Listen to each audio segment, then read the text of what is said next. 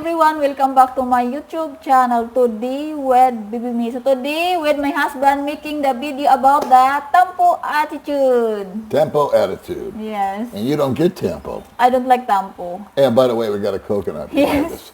From That's the land. from the land that we bought. And that was a coconut that you picked or that fell to the ground? Did you pick that? I pick up. I climbing. You climbed the tree, right? Yes. And got that. Yes, Yes. you climbed the friggin' Yes. coconut tree Yes. and pulled that thing down. And now it's just sprouting on its own. Yeah. It's just growing. Yeah. So I don't know what to do with those things. I don't know if you plant that in the ground or what. We'll figure it out. But anyway, we're getting off track. We're talking about tempo. Yes. And you don't get tempo, Yeah. which is unique to you. Yeah. And those that are watching may not know what the hell we're talking about. What's tempo? Tempo is when a woman gives you the silent treatment, and it goes on for an extended period of time. And it's more prevalent out here in the Philippines than anywhere else in the world, as far as I know. And the reason that women have tempo, the understanding that's been explained to me, is it did happen to me with my very first girlfriend. She just didn't talk to me all day. And I never found out what it was that I did or said that made her mad. And I called my friend up on the phone and when that happened. And I said, hey man, it was my neighbor Sam. And I said, she's not talking to me. She's just laying in bed and she won't acknowledge my presence. And he goes, oh, that's tempo. And I said, oh, she's got her period. He goes, no, man, not Tampex. That's not what the tempo means. He goes, it means that you did something that pissed her off and she doesn't want to yell or argue with you because she's so mad that she's afraid she'll say something that will make it worse. In other words, she'll if she told you how she felt right now while she's going through this tempo period, it could implode the entire relationship. So the Filipinas have a tendency to just kind of stuff it down. Yeah. And they prefer to say nothing than something negatively, which is a total 180 from America, where they can't wait to tell you what you did wrong and how to correct it and on and on. But what is unique about May is I might, and I've done it, and I'll do it again, and I've inadvertently said something that's hurt her feelings. And she goes quiet, you go quiet for a little while. Yeah. And I'll see her, she'll go lay down on the bed. Like 30 minutes. For about a half hour. And she'll jack around on her phone, and sometimes I think she calls her sister, or whatever it is she does. I don't even know. And then half the time, I don't even know that I've upset her. But then she will come out to where I'm at and she'll say, may I talk to you? She's always very polite. May I request, I think you would say, that we talk about something. Yeah. And then you tell me what's bothering you. And we discuss it. Yes. And I learned something recently, is that my knee-jerk reaction was always to defend my position and to kind of win the argument. And I found that to be counterproductive, because if I win the argument, now not only is she mad or upset, but now she feels defeated. And she might even feel bitter. And that's not a good combination or a nice soup to mix for a family environment or a healthy relationship. So what I've done is that when she goes and she wants to tell me what's bothering her, even if I disagree with it, I hear her out.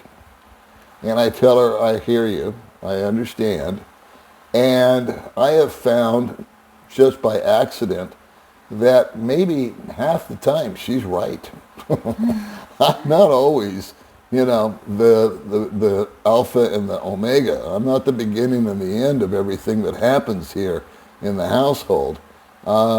It's not that I kowtow to her in any way, shape, or form, but sometimes she's just pointing out a personality defect or a mistake, or she's informing me of things that I wasn't even aware of, and now I am aware of. For example, this is an old example because I haven't done it since, to the best of my knowledge. But I have a very vivid memory that we went to Mercury Drug. Okay. And something went wrong at Mercury Drug.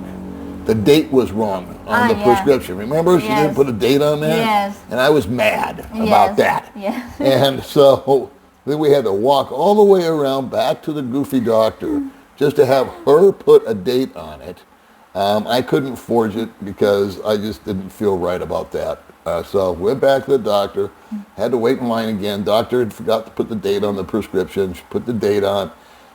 We went back. We went to Mercury Drug, and then and then there was another big long line, and blah, blah, blah. And then something happened with my motorbike. I don't remember because this was like 2 years ago, but I just howled at the moon. I lost my temper. And it wasn't at you. It was just at life in general. It was like the Philippines had gotten to me that day. And anything that could go wrong did. And I was just raising my voice and looking at the sky, and people were looking at me. And you didn't say anything at the time. No, I'm quiet. Totally quiet. Yeah. And she gets on the scooter, and I think we went home at that point in time. Yeah. And she did what she just spoke about. She went and laid down for 30 minutes, and I think she was sort of formulating in her mind how to bring this up. And she said to me, she says, everybody at the public market thought you were yelling at me. And the last thing that you ever want to do over here, or anywhere for that matter, is publicly berate somebody or yell at them or scream at them or be mean at them. And so I listened to her at that time, and I apologized. Yeah. I said, I'm sorry. You know what? You're right. I should not have done that. Now I just yell in the car. Yes, if they have the overtake, you say, why is overtaking me? And then, She told me the other day, because as I'm driving, some guy will cut me off, and this one will come in, and this guy's going too slow, and then a stupid trike comes along, and then somebody does something goofy. It's just traffic out here. It's just like the Wild West. And I'll be making comments, and I'll be dropping F-bombs, and I'll be rah, rah, rah, rah, rah. And so I told May, I says, boy, it's a good thing that guy couldn't hear me. He might get mad. And May looked at me, and she goes, well, I can hear you just fine. I'm tired of listening to you complain. And so now, she didn't even say anything. She just, other than, I can hear you. And I got to thinking about it, and I thought, what it must be like for this poor woman to listen to me bitch and moan for 15 minutes as we drive down the street. So I have now trying to adopt and adapt and change, and now I mutter to myself, or I just think it. And I think I'm getting better at that. I'm trying not to go off or be so loud and cuss and swear. It's something that I'm trying to, again, just change. Just out of respect to you. Yeah, because I wouldn't like it. And I've been with guys that have acted that way. And I thought, man, I can't wait to get out of this car. All this guy does is complain. And suddenly I found myself being that guy and subjecting her to it. So that was me. That was me being corrected. And her having a little tempo, but not tempo. It's more of a quiet zone that you go into. No. Now, why is it that some women take it to the extreme, though? Some women they'll run silent and run deep like a submarine for sometimes 3 and 4 days. Yeah, oh my God. And the guys can't stand it. They're frustrated. They want to know why she's acting this way. I personally, if that was to be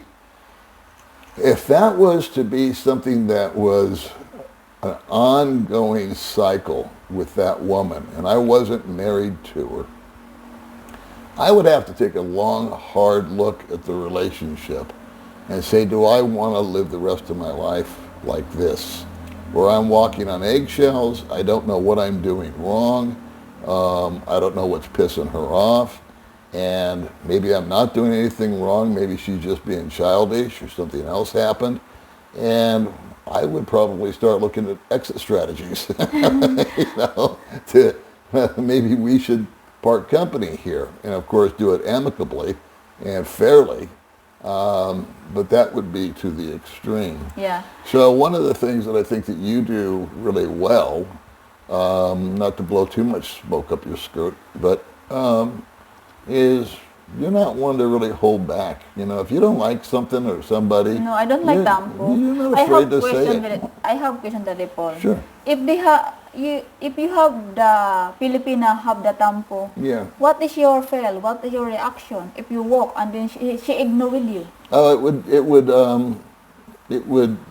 Well, like I said, I went through it once, and at first it was a big relief because my friend said, "Well," I said, "You mean to tell me I said something that pisses her off, and she's not going to say anything until she feels better?" And he goes, "That's right." And I thought, well, this is awesome. Because back in America, my wife wouldn't have waited. She wouldn't know Tampo. She would have just downloaded everything that bothered her on me.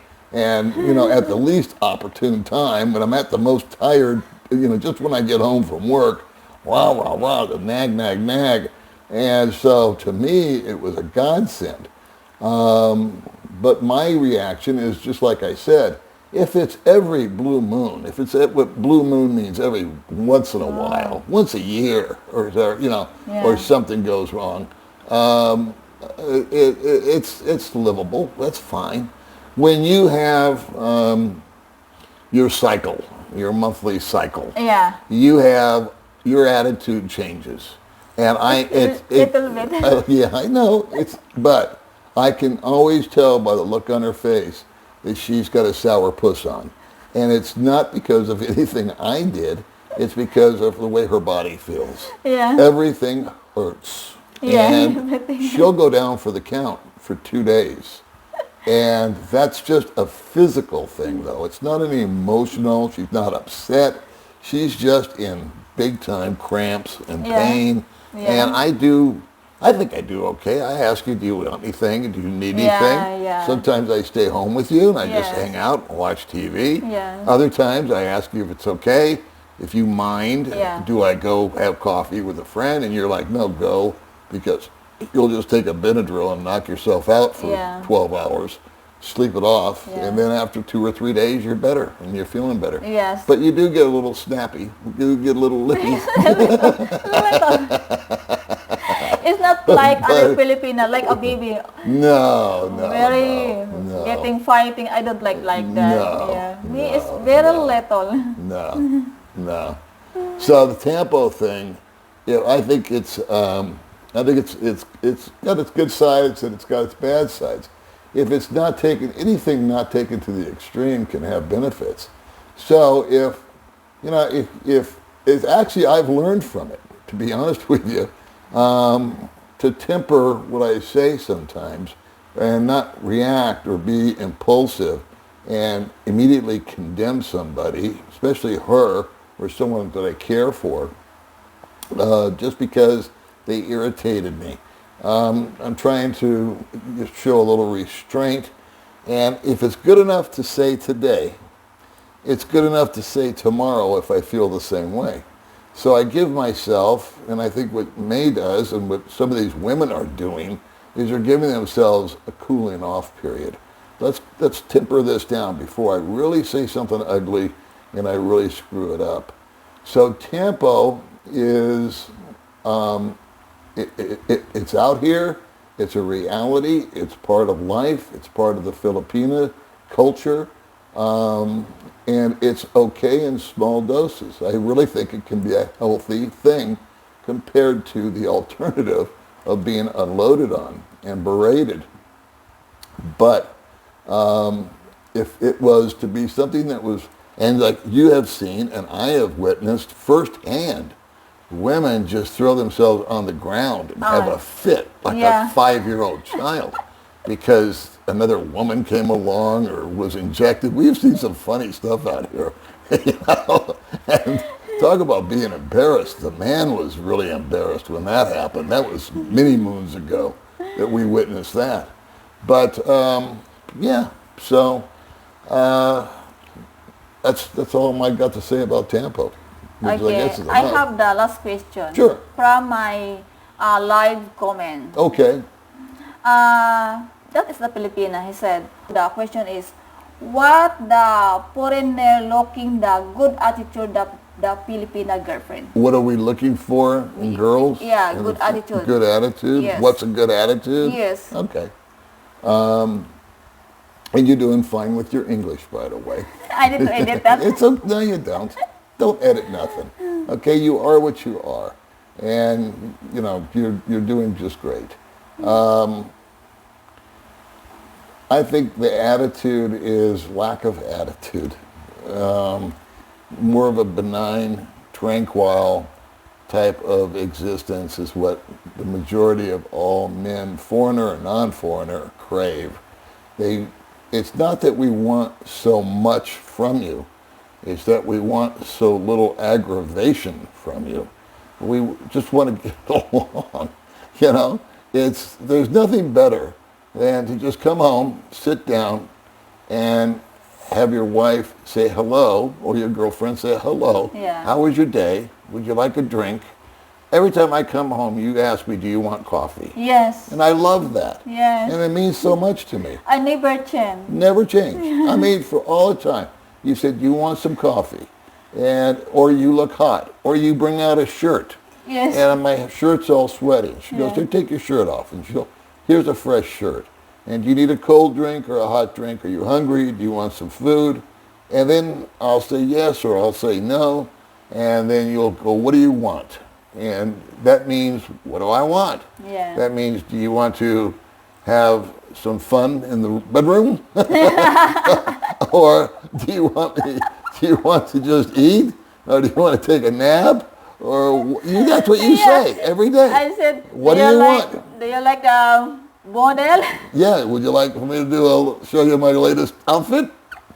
And it's like, I'm good entertaining. you are. It's just like, I don't know. I think that's just, awesome that you act that way. And I don't pretend to know what happens behind closed doors with other people.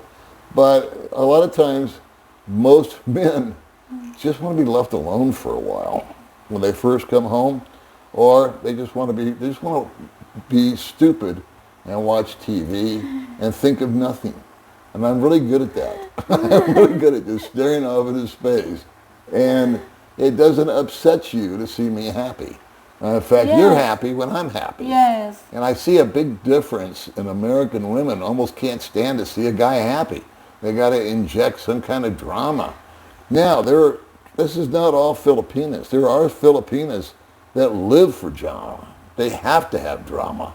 They've got to stir the pot. They've got to make it go. But they are in the minority by far.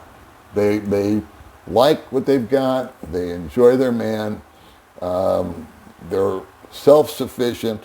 They're okay with, May's okay with going off in her room and just going on Facebook. Yeah. Every morning you're doing a TikTok video or a live stream, and you've created this little entertainment sphere for yourself. Yeah. And it just leaves me trying to go out and do what I want to do, which is Yeah. usually nothing. But I'm doing busy, but I always give you for a time. Always, right? always. Yes, very important for my husband. And I see that in most of the relationships of other guys at different levels. There's some women that I think the younger women that we know with older guys like me, they tend to be a little more frisky and they tend to be a little bit more in the social scene. They want to go out with their friends more. They want to get together, 4 and 5 girls. Yes. And there's nothing wrong with that, okay?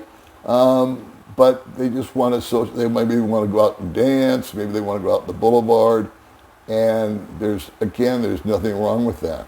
But I found that the older Filipinas, and I'm not calling you an old lady, but I'm saying in their 30s, kind of got that out of their system by now, and it's sort of like, you know what, I don't need to do that. I just as soon stay home.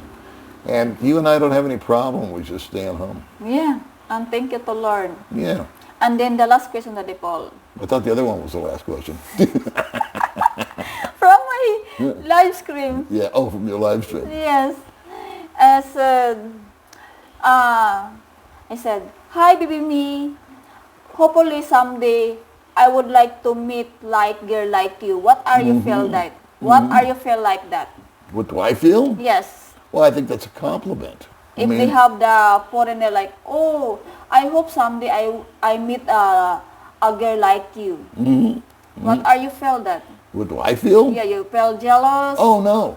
Not at all. I don't feel it. It's a compliment. You know, that's the whole thing. Is that's the thing about jealousy out here. Yeah, I like that. Oh, can you marry me? Is the live screen they have comment that. Well, what did I tell you to say? I said, why? I answer, why? Why you can marry me? He said, because I like you, because you're so cute. Uh-huh. Well, there's a reason to get married. I said, I like your body. You're very skinny. Well, do I get jealous? No. See, I'm secure in the relationship. I'm very proud with you, Daddy. And I also know that this guy's 7,000 miles away and will never be here. And if he said anything really rude to you, then I would get angry, okay? Yeah. But if someone just pays you a compliment and says that you're pretty or that they want to marry you, you have to understand a lot of guys are tongue-in-cheek. You know, they say things like that, and they don't mean it. It's a compliment. They don't really literally mean they want to marry you. They just are saying, wow, you know, you're the type of lady I like. So these are the things that so hard for you to understand or other Filipinos to understand sometimes because of the nuances. And it's not sarcasm necessarily, but it is just a nuance of the English language that we say those kind of things. And Filipinas take everything literally, and that's what she's doing there. So when the guy says, I want to marry you, she's thinking, wow, what's going to make my husband jealous? Right? So.